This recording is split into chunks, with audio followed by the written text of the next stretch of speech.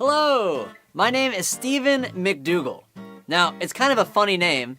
In fact, it's so funny that all of my friends have weird names for me, like Dougal, or Doogie, or even McDougs. And I love it. I love it when people call me these names because it means that they're my friends, because friends call us weird names sometimes. So, who here has an awesome friend that calls them a nickname? Anybody have any of those people? Put your hand up really nice and high, I wanna see. Okay, great. Yeah, it's awesome when people know us and call us by our nicknames.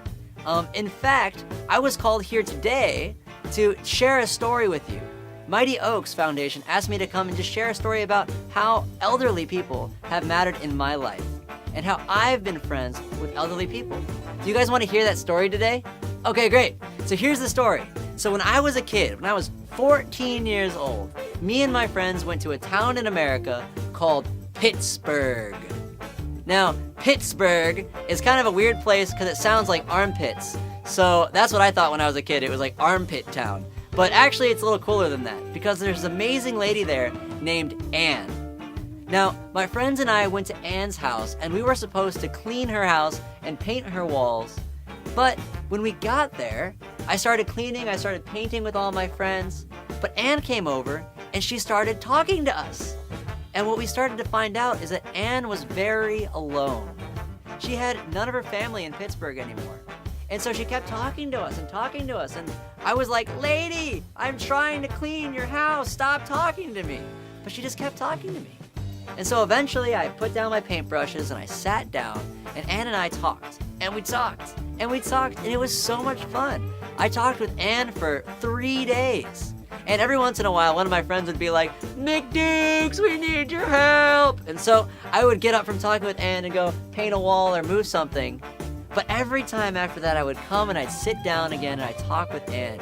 And she loved it, and I loved it, and we became great friends. And that's what I want to share with you today, that you can be a friend with an elderly person, just like me. And in fact, there are so many elderly people in Hong Kong who are just so alone and need a friend.